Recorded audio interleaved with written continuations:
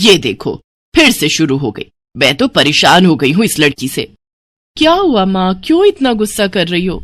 गुस्सा न करूं तो क्या करूं? हाँ, कब से आवाज लगा रही हूँ, लेकिन इन मैडम को एक बार में सुनाई कहाँ देता है। ओहो माँ, आप ही देखो ना, मैंने कितना सुंदर डिजाइन बनाया, बस इसी में ध्यान लगा था मेरा, शायद इसीलिए आपकी आवाज सुनाई नहीं दी होगी। अच्छा बताओ क्या काम है, मैं ये बाद में पूरा कर लूंगी। कुछ काम नहीं, खाने की थाली कब से लगा कर रखी है, अब महारानी को फुर्सत मिल गई हो तो चलकर खा लो। अच्छा खाना खाना है, अब आप शुरू करो, मैं बस 2 मिनट में आऊं। हाँ हाँ पता है तेरे 2 मिनट। इतना कहकर हिना की माँ सुमित्रा गुस्से में वहां से चली गई और फिर खाने की मेज पर। अरे क्या हो गया, इतने गुस्से में क्यों हो भाग्यवान? अब आप ही समझा लीजिए अपनी लाडली को, मेरी तो एक नहीं सुनती। हाँ तो क्या हो गया, तुम पे ही तो गई है। आपको मजाक सूझ रहा है? यहाँ मेरा दिमाग खराब हो रहा है, सारा दिन बस मेहंदी के डिजाइन बनाती रहती है और कोई काम ही नहीं है इसे। इसका मतलब वो सच में तुम पर ही गई है। तुम्हें भी तो मेहंदी लगाने का बड़ा शौक था ना इस उम्र में। हाँ, पर मैं घर का सारा कामकाज निपटाने के बाद ये सब करती थी। अरे ये तो खाना पीना भी छोड़कर बैठी है। सुमित्रा अपने पति सुरेश से हिना की शिकायतें कर ही रही थी कि तभी हिना वहां आ गई। क्या बनाया माँ? खुशबू तो बड़ी अच्छी आ रही है। मिल गई तुझे फुर्सत? हाँ माँ, देखो ना मेरा आज का डिजाइन, पापा देखिए ना कैसा है। सच में डिजाइन तो वाकई बढ़िया बनाया है लाडो। ये लाडो बोल बोल कर आपने ही इसका दिमाग खराब करके रखा है। मेरी जान को कितना काम है पता है, ती जा रही है, मगर ये लड़की मेरी बिल्कुल मदद नहीं करती। ओहो, आज सिर्फ खरी खोटी ही सुनाओगी या कुछ खाना भी मिलेगा भाग्यवान? सुरेश की बात सुनकर सुमित्रा की हंसी निकल गई और उसे हंसता देख सभी लोग हंसने लगे। हिना अपने माता पिता की अकेली संतान थी। हिना को बचपन से ही मेहंदी के नए नए डिजाइन बनाने का बड़ा शौक था। वो कागज पर रोज कुछ न कुछ नया बनाने की कोशिश करती और फिर उसे अपने या अपनी माँ के हाथों पर लगाती। हिना के कॉलेज की पढ़ाई भी अब पूरी हो गई थी, तो अब उसके लिए रिश्ते आने भी शुरू हो गए थे। अरे सुमित्रा कहाँ हो, जल्दी आओ। क्या हुआ जी? जरा इस फोटो को तो देखो, कैसा है लड़का? दिखने में तो बहुत ही बढ़िया है। हाँ, वो कानपुर वाले फूफा जी है ना, उन्होंने बताया इस लड़के के बारे में। अपनी हिना के लिए कैसा रहेगा? लड़का काम क्या करता है और परिवार में कौन कौन है? फूफा जी बता रहे थे कि कानपुर में इनका अपना कारखाना है, वहां ये अपना दोने पत्तल और डिस्पोजल वगैरह बनाते हैं। ये अच्छा पैसा कमा लेता है, फूफा जी की रिश्तेदारी में है। हाँ, पर उससे पहले ये फोटो एक बार हिना को तो दिखा दो, उसे लड़का पसंद आ जाए तभी बात आगे बढ़ानी चाहिए ना। अरे हाँ, ये भी सही कह रही हो। लाडो, ओ लाडो, अरे कहाँ है बिटिया?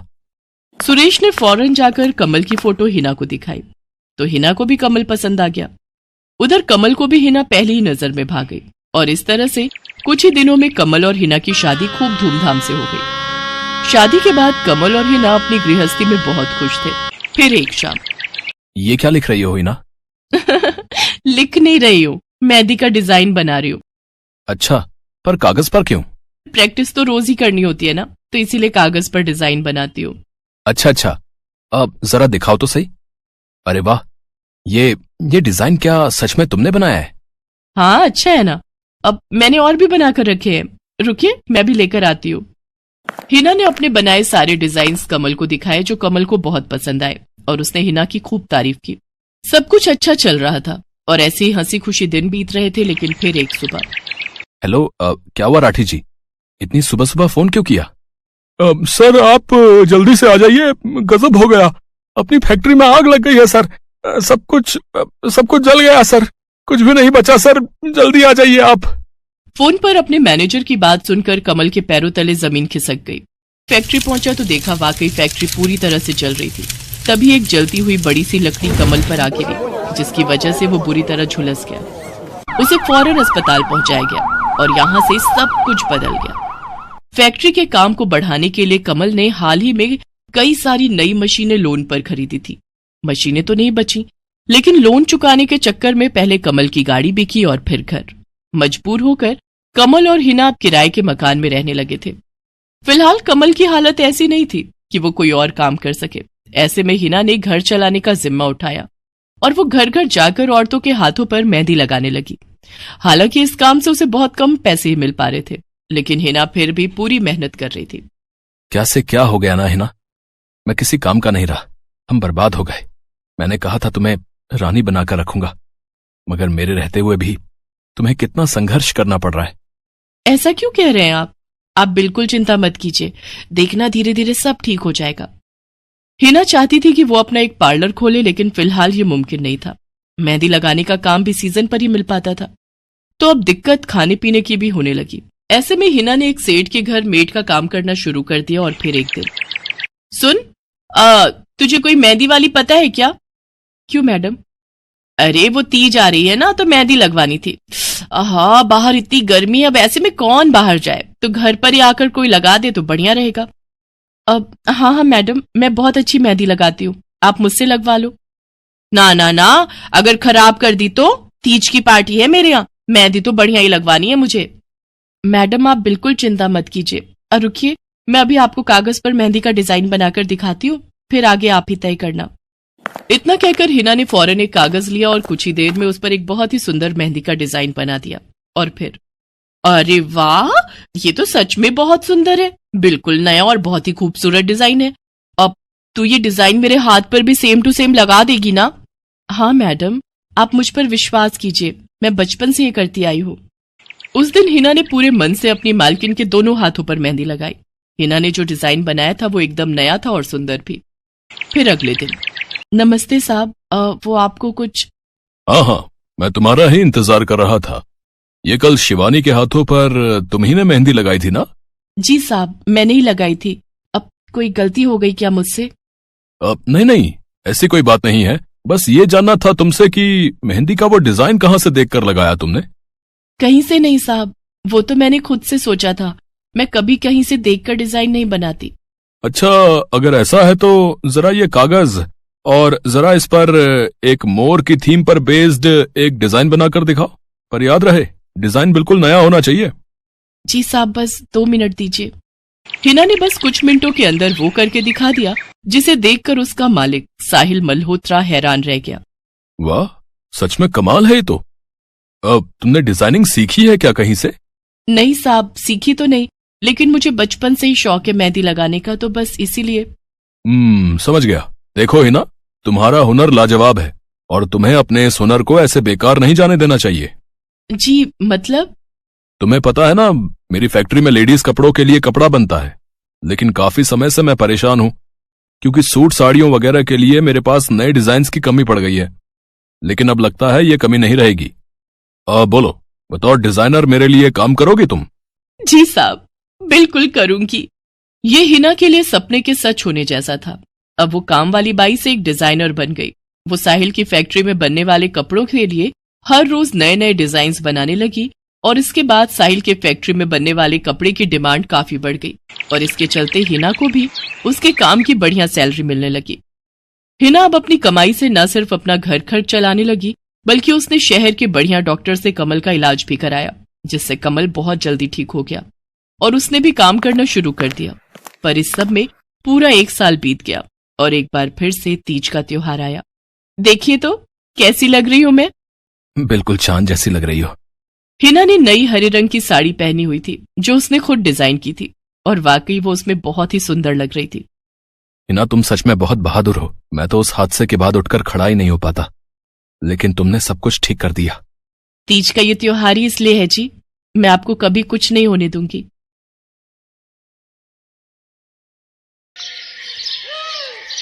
मीरा, ओ मीरा, चल तो जल्दी से आटा गूंथ दे, मैं फटाफट रोटियां सेक दूंगी। नहीं माँ, मैं नहीं गूंथ पाऊंगी, मैंने मेहंदी लगा ली है हाथ पर। क्या? सुबह सुबह तू फिर मेहंदी लगाकर बैठ गई? बड़ी मक्कार है सच में, काम में मदद ना करनी पड़े इसलिए जब देखो मेहंदी लगाकर बैठ जाती है। चल जल्दी से हाथ धोकर आ मेरे पास, मुझे काम पर जाने के लिए देर हो रही है। माँ बस आज कर लो ना, देखो ना मैंने कितनी मेहनत से कितना सुंदर डिजाइन बनाया है।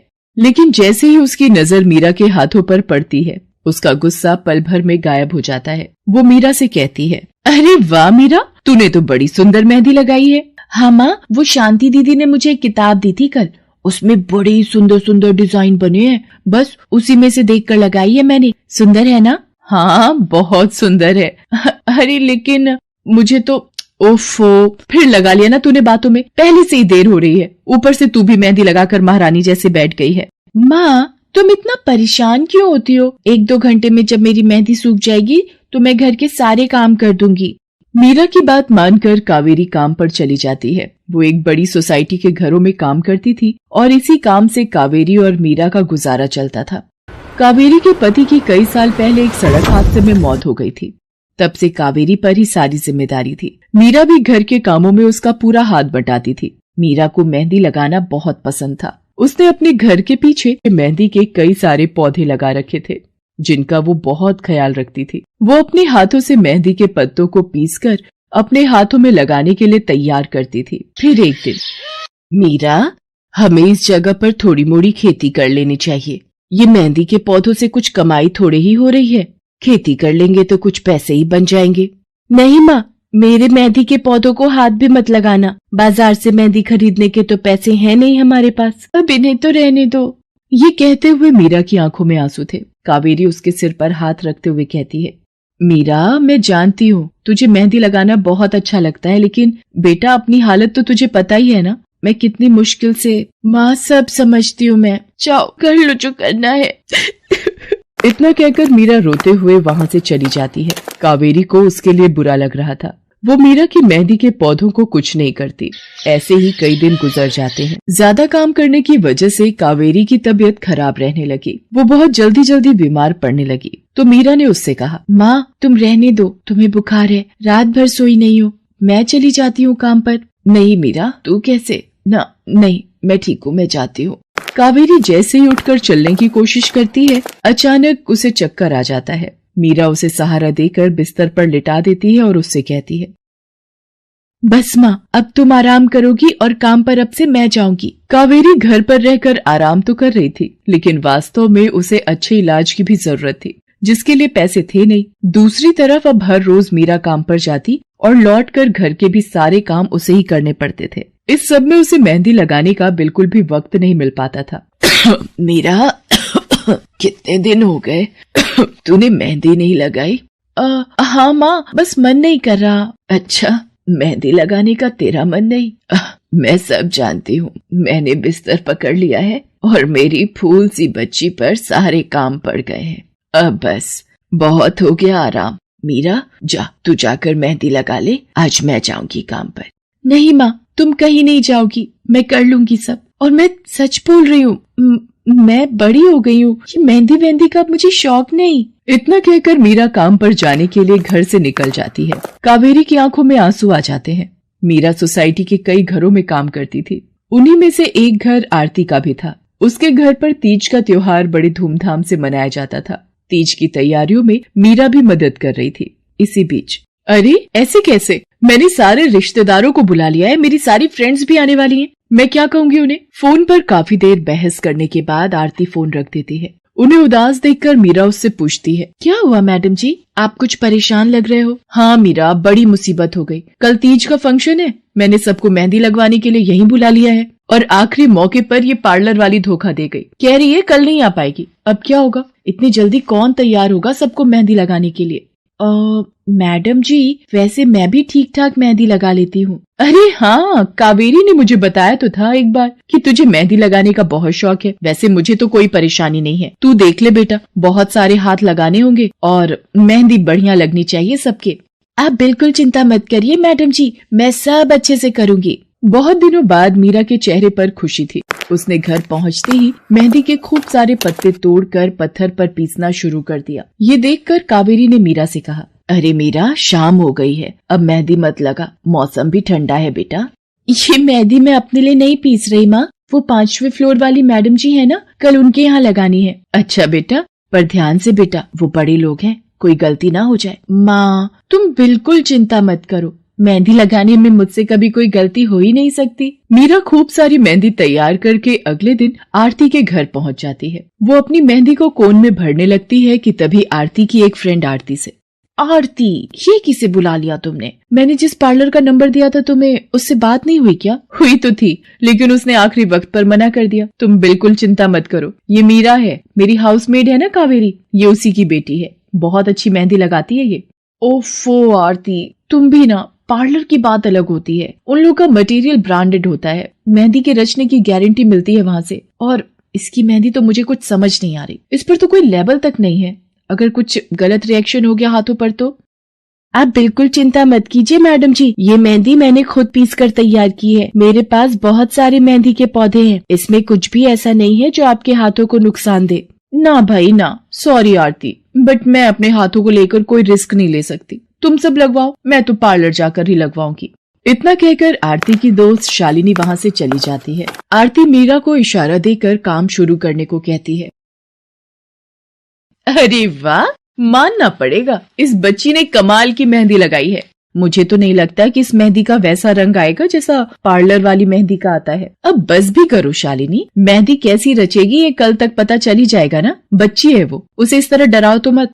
अरे मुझे क्या, मेरे हाथ कौन सा खराब होने वाले हैं, तुम ही लोग लगवाओ और तुम ही भुगतना। शालिनी गुस्से में वहां से चली जाती है। उसे पूरा यकीन था कि मीरा की मेहंदी रचेगी नहीं, साथ ही हाथों पर उसका गलत रिएक्शन भी हो सकता है, लेकिन जो हुआ वो इससे बिल्कुल अलग था। अगले दिन मीरा के घर पर। अरे मैडम जी, आप यहाँ? आपने तो आज काम पर आने के लिए मना किया था ना, मैं इसीलिए नहीं आई। हाँ हाँ, कल तुम कितना थक गई थी, इसीलिए मैंने आने को मना किया। मैं यहाँ तुम्हें काम पर बुलाने नहीं बल्कि किसी और काम से आई हूँ। अंदर नहीं बुलाओगी? अरे माफ कीजिएगा मैडम जी, आइए अंदर आइए। आरती को देखकर कावेरी भी बिस्तर से उठकर खड़ी हो जाती है। आरती के साथ उसकी दोस्त शालिनी भी थी। मीरा उन दोनों को पानी देते हुए कहती है, ये लीजिए मैडम जी, मेहंदी तो ठीक से रची ना मैडम जी? ये तुम्हें मैं नहीं, शालिनी बताएगी। फिर शालिनी अपने हाथ मीरा की तरफ बढ़ा देती है। उसके हाथों पर कई जगह छाले पड़े हुए थे। ये देखकर मीरा उससे कहती है, अरे ये क्या हुआ मैडम जी? मैंने तुमसे मेहंदी नहीं लगवाई,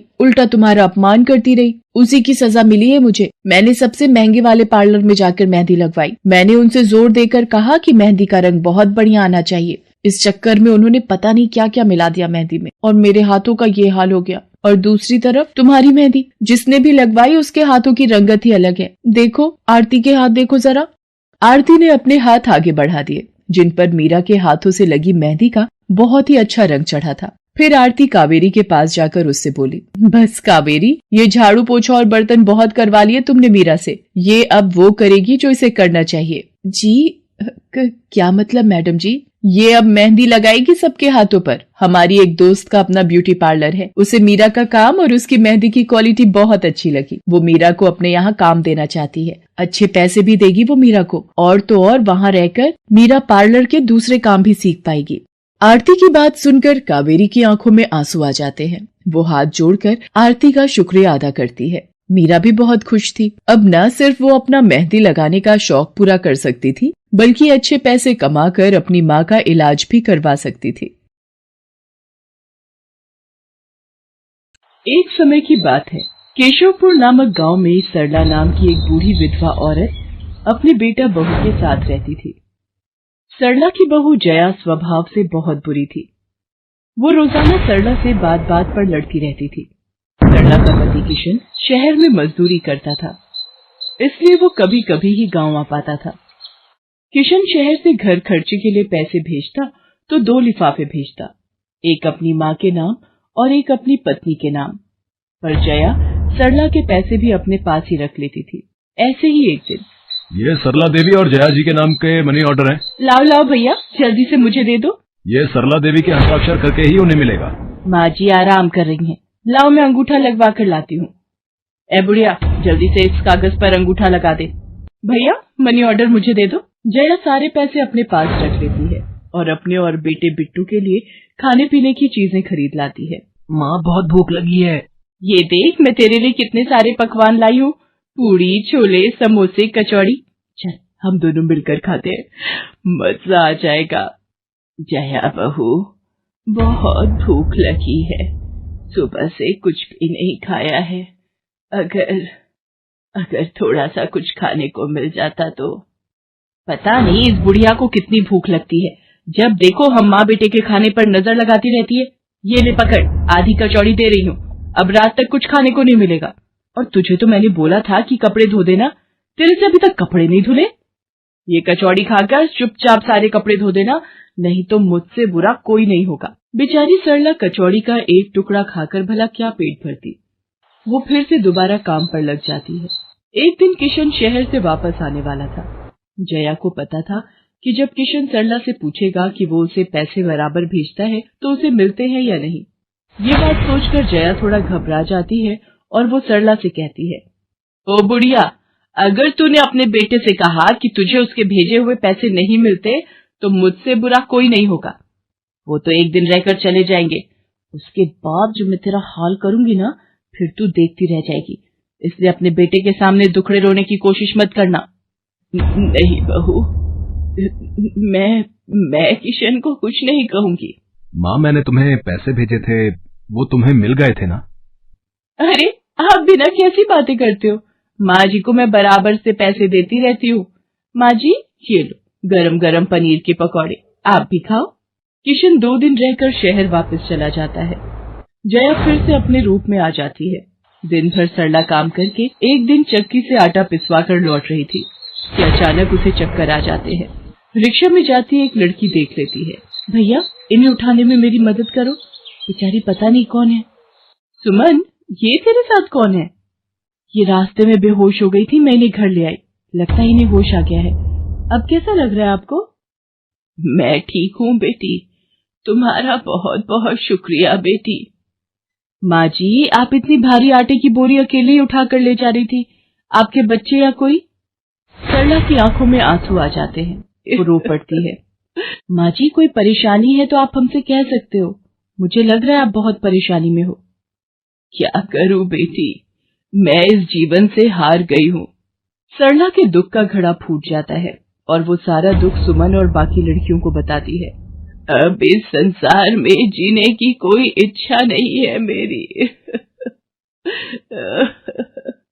माँ जी, ऐसा मत सोचिए, आप जीवन से यूं निराश मत होइए। अब आप अपनी बहू के पास वापस मत जाना, आप यहाँ हमारे साथ रहो। बेटी, तुम बहुत अच्छी हो, भगवान तुम्हारा भला करे। तुम लोग यहाँ गांव में रहती हो क्या? जी माँ जी, हम मेहंदी वाली हैं, हम लोग मेहंदी लगाने का काम करती हैं और आसपास के गांव और शहरों में मेहंदी लगाने जाती हैं। क्या मैं भी ये काम सीख सकती हूँ? क्यों नहीं, बिल्कुल, और ये तो बहुत अच्छी बात है, हमारे ग्रुप में आप भी जुड़ जाओगे, मैं आपको मेहंदी लगाना सिखाऊंगी। सरला अब उन लड़कियों के साथ ही रहने लगी और कुछ ही समय में वो बहुत अच्छी मेहंदी लगाना सीख गई। इधर जया सरला के कुछ दिन तक वापस न आने से घबरा जाती है। ये बुढ़िया इतने दिनों से कहाँ गायब है, मुझे तो कोई खोज खबर नहीं है। बिट्टू के बापू ने हम सबको अचानक शहर बुलाया है, वहां जाकर अब यही बोलना पड़ेगा कि बुढ़िया की तबीयत खराब थी इसलिए नहीं ला सकी। जया बिट्टू को लेकर किशन के पास शहर पहुंचती है। क्या हुआ जया, माँ तुम्हारे साथ नहीं आई? वो माँ जी की तबीयत कुछ ठीक नहीं थी, इसलिए मैंने उन्हें बोला कि वो गांव में ही रहें, बेकार में सफर करती तो उनकी तबीयत और खराब हो जाती। पर तुमने मुझे अचानक क्यों शहर क्यों बुला लिया? अरे वो हमारे सेठ जी की लड़की की शादी है, इसलिए उन्होंने बोला कि कोई ऊपर के कामों के लिए मिल जाए। मैंने सोचा तुम्हें बुला लेता हूँ, और माँ भी थोड़े दिन के लिए मेरे पास रह लेगी। चलो कोई नहीं, मैं तुम्हें मालकिन से मिलवा देता हूँ। देखो किशन, शाम को मेहंदी का समारोह है तो काम अच्छे से निपटाने हैं, जितने भी मेहमान आएंगे उनके स्वागत में कोई कमी ना होने पाए। आप चिंता मत करो मालकिन, सब हो जाएगा। ये मेरी पत्नी है, मैंने इसे गांव से बुला लिया है, ये सब संभाल लेगी। जया मेहंदी समारोह की तैयारियों में काम करवाने लगती है। सब मेहमान आने लगते हैं। रिचा, मेहंदी वाली अभी तक नहीं आई, कितने बजे का टाइम दिया था? मम्मी, मेरी उनसे बात हो गई है, बस कुछ ही देर में आती होंगी। लो वो आ गई। माँ जी, ये यहाँ कैसे? मेहंदी वाली लड़कियों के साथ? माँ यहाँ? जया, तुम तो कह रही थी कि माँ बीमार है और गांव में है, पर माँ मेहंदी वाली लड़कियों के साथ क्या कर रही है? मुझे कुछ समझ नहीं आ रहा। मैं माँ के पास जा रहा हूँ। माँ, तुम यहाँ इन सबके साथ? किशन बेटा, आप मेरे साथ इधर आइए, मैं आपको सब बताती हूँ। ये लड़की इनको सब कुछ बता देगी। शायद आप नहीं जानते हैं, आपकी पत्नी ने आपकी माँ पर बहुत जुल्म किए हैं, इसीलिए ये बेचारी अपना घर छोड़कर हमारे साथ रहने को मजबूर थी। सुमन किशन को सारी सच्चाई बताती है। सरला की आंखों में आंसू आ जाते। किशन सबके साथ जब घर आ जाता है। जया, तुम्हें शर्म आनी चाहिए, तुमने मेरी माँ के साथ इतना बुरा व्यवहार किया। तुम्हारी वजह से मेरी माँ दर दर भटक रही है। अब तुम मेरे साथ एक पल भी नहीं रहोगी। बिट्टू को मैं पाल लूंगा। अभी के अभी अपने मायके निकल जाओ। ऐसा मत कहो, मैं आप लोगों के बिना कैसे रहूंगी। मुझे माफ कर दो, मुझे माफ कर दो, मेरे से गलती हो गई। माँ जी, मुझे माफ कर दो। किशन बेटा, मैं किसी से भी नाराज नहीं हूँ। जया बहू को माफ कर दे। गलती इंसान से ही होती है बेटा। मैंने जया बहू को माफ कर दिया। किशन जी, आप चिंता मत कीजिए, आपकी माँ जी अब हमारे साथ ही काम करेंगी। उस दिन के बाद जया ने अपना व्यवहार बदल लिया। सरला ने मेहंदी लगाना नहीं छोड़ा। वो अपनी मेहंदी लगाने के काम को करती रही। जया को अपनी गलती का एहसास हो गया था। अब वो भी सरला की बहुत देखभाल करती थी। संध्या की बुआ, जो कि दिल्ली में रहती थी, वो उसके लिए एक अच्छे घर का रिश्ता लेकर आई थी। देखो भैया, मेरी इतनी जान पहचान तो नहीं है लड़के वालों से, पर इतना जानती हूँ, अड़ोस पड़ोस में कहीं पूछोगे तो लोग अच्छा घर ही बताएंगे। ठीक है सुमन, अगर तुम कहती हो तो लड़के वालों को एक बार बुला लेते हैं। अब संध्या भी लड़के को देख लेगी। संध्या की बुआ लड़के वालों से अपने तरीके से बात कर लेती है और कुछ दिनों बाद संध्या की शादी विपुल नाम के लड़के से हो जाती है। पता नहीं इस काम वाली को छुट्टी लेकर गांव अभी जाना था। उसे पता था शादी वाला घर है, नई नवेली दुल्हन आएगी तो घर में 100 काम होंगे, फिर भी बिना बताए गांव निकल गई। अब मैं दूसरी काम वाली इतनी जल्दी कहाँ से ढूंढूंगी। राजेश्वरी, एक प्याली चाय दे दो तो बड़ी मेहरबानी होगी। सुबह से एक प्याली चाय भी नहीं मिली है। तुम्हें तो जब देखो चाय पीने की पड़ी रहती है। पता भी है एक बर्तन नहीं है धुला हुआ जिसमें तुम्हारी चाय बना दूं। ढेरों बर्तन रसोई में पड़े हैं झूठे।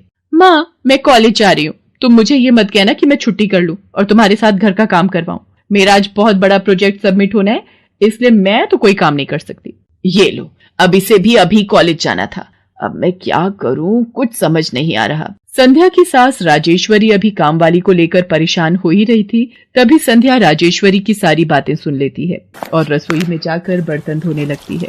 अरे संध्या बहू, तुम ये रसोई में क्या कर रही हो? हटो हटो हटो, ये झूठे बर्तन तुमसे थोड़ी करवाऊंगी। अभी तुम्हारे हाथों की मेहंदी भी नहीं उतरी। माँ जी, आप परेशान मत हो, मैं थोड़ी देर में ही सारा काम निपटा दूंगी। आप अकेले इतना काम नहीं कर पाओगे। ठीक है, अगर तुम कहती हो तो मैं कोई और काम कर लेती हूँ। माँ, पड़ोस में किसी से पता करो, शायद कोई और काम वाली मिल जाए। मैंने पूछा था, पर अभी किसी भी काम वाली के पास समय नहीं है। पुलकित काम पर चला जाता है। संध्या सारे घर का काम करती है। अब तो रोजाना ही ऐसा होने लगा। काम वाली तो थी नहीं। संध्या की ननद पूजा सुबह होते ही कॉलेज निकल जाती और सास पैरों में दर्द के बहाने बिस्तर पर आराम करती। संध्या तो मानो घर के कामों में ही उलझ गई। एक शाम, माँ, तुम बिल्कुल सही बहू ढूंढ कर लाई हो। बेचारी गरीब घर की है, इसलिए चुपचाप संस्कारी बहू की तरह घर के काम कर लेती है। अगर कोई पैसे वाले घर की लड़की बहू बनाकर ले आती तो वो पूरे घर को अपने इशारों पर नचाती और तुम और मैं बस बर्तन घिसते रह जाते। तभी तो मैंने इसकी बुआ को शादी के लिए हाँ कह दिया था। मुझे पता है ये गरीब घर की लड़कियां बड़ी सीधी सादी बहुएं साबित होती हैं। अब काम वाली गांव भाग गई। सोच ये ना होती तो कौन काम करता। राजेश्वरी, तुम दोनों माँ बेटी को तो संध्या बहू का शुक्रगुजार होना चाहिए। बेचारी ने आते से ही पूरा घर संभाल लिया। ऐसे ही दिन बीत रहे थे। संध्या सभी घर वालों की देखभाल का पूरा ध्यान रखती थी। एक दिन, क्या हुआ पुलकित बेटा, तुम इतने परेशान क्यों हो? और आज तुम ऑफिस भी नहीं गए? पापा, मेरी नौकरी छूट गई है। कंपनी घाटे में चल रही थी, इसलिए उन्होंने मेरे जैसे बहुत से वर्कर्स को अचानक निकाल दिया। दिमाग खराब हो रहा है, गाड़ी की किश्त भरनी है, घर का लोन भी पूरा नहीं हुआ है। घर का खर्चा अब सब कुछ कैसे होगा, कुछ समझ में नहीं आ रहा है। पुलकित बेटा, चिंता मत कर, अब कोई ना कोई रास्ता निकल आएगा। ज्यादा होगा तो कुछ दिनों के लिए मैं कोई काम कर लूंगा। पापा, मेरे होते हुए आप काम नहीं करोगे, मैं कुछ सोचता हूँ। पुलकित दूसरी नौकरी को लेकर परेशान था। उसे कोई काम नहीं मिल रहा था। घर में पैसों की तंगी भी शुरू हो गई। पुलकित ने अपनी गाड़ी बेच दी। घर के लोन को लेकर वो परेशान था। 15,000 रुपए की किश्त उसे भरनी थी। तभी, भैया, मेरे कॉलेज की फीस इस बार बहुत लेट हो गई है। मेरा आखिरी साल है, अगले महीने की 5 तारीख तक 12,000 रुपए फीस के भरने हैं। मैं कुछ इंतजाम करता हूँ। ऐसे खाली हाथ पर हाथ रखकर मैं नहीं बैठ सकती। मुझे कुछ सोचना होगा। पता नहीं, हो सकता है किरण ने बात कर ली होगी, पूछती हूँ। हेलो किरण, मैं संध्या बोल रही हूँ। तूने बात की? फिर पार्लर में जगह खाली है क्या? हाँ, मैंने बात कर ली है। 12,000 रुपए महीना देंगी रविता मैम। बोल, तू हाँ बोलती है तो मैं बात कर लेती हूँ। ठीक है, तू हाँ बोल दे, कम से कम कुछ तो पैसे आ जाएंगे। संध्या पुलकित से पार्लर में मेहंदी लगाने की नौकरी की बात करती है। पहले तो वो मना करता है, पर संध्या उसे समझाती है। पुलकित, मैं जानती हूँ आप परेशानी के दौर से गुजर रहे हो। मैंने आपसे शादी के बाद हर सुख दुख में साथ निभाने का वादा किया था और आप परेशान मत हो, मैं घर और बाहर दोनों का काम एक साथ संभाल लूंगी। ठीक है संध्या, तुम कल से पार्लर में नौकरी के लिए जा सकती हो। अगले दिन से संध्या सारे घर के काम के साथ साथ पार्लर भी जाती और वहां पर पूरा दिन मेहंदी लगाने का काम करती और शाम के वक्त घर आती। संध्या बहुत मेहनत कर रही थी ताकि वो अपने परिवार की मदद कर सके। संध्या बहुत सुंदर मेहंदी लगाती थी। ये बात उसकी सास को तब पता चली जब उसने पार्लर में काम करना शुरू किया। संध्या को पार्लर में काम करते हुए 1 महीना बीत चुका था। पार्लर की मालकिन रविता भी संध्या के मेहंदी लगाने के काम को देखकर बहुत खुश थी। संध्या, तुम सचमुच बहुत मेहनती हो। पिछले 1 महीने में बहुत से क्लाइंट तुम्हारी तारीफ कर रहे हैं और अपनी फैमिली फ्रेंड्स की शादी या सगाई फंक्शन के लिए तुम्हें ही मेहंदी के लिए बुक करना चाहते हैं। और हाँ, ये तुम्हारी सैलरी 12,000 रुपए। बाकी ये तुमने ओवर टाइम भी शादी के सीजन में बहुत किया है, उसके 6,000 रुपए अलग से दे रही हूँ। थैंक यू मैम, आपने मेरे काम की इतनी तारीफ की। मैं तो बस भगवान की कृपा से मेहनत से करती हूँ। संध्या घर आ जाती है और 12,000 रुपए पूजा के हाथ में रखती है। पूजा, ये तुम्हारी कॉलेज की फीस के पैसे, तुम कल ही अपनी फीस जमा कर देना। भाभी, ये तो आपकी मेहनत की कमाई है, आप ये सारे पैसे मुझे दे रहे हो? नहीं नहीं भाभी। पूजा, तुम मुझे अपनी भाभी कहती हो ना, और भाभी तो माँ समान होती है, तो क्या तुम अपनी भाभी माँ के पैसे नहीं लोगी? तुम अपने भैया से भी तो लेती हो ना। फिर मेरे और अपने भैया में फर्क है, मैं भी तो इस घर का हिस्सा हूँ, इसलिए ये पैसे रख लो। मुझे माफ कर दो भाभी, मैंने ना जाने आपके बारे में क्या क्या गलत सोचा। पुलकित को भी दूसरी नौकरी मिल जाती है। अब संध्या और पुलकित दोनों मिलकर काम करते थे। राजेश्वरी और पूजा भी अब संध्या की घर के कामों में बहुत मदद करती थी। परिवार में खुशियां फिर से लौट आई।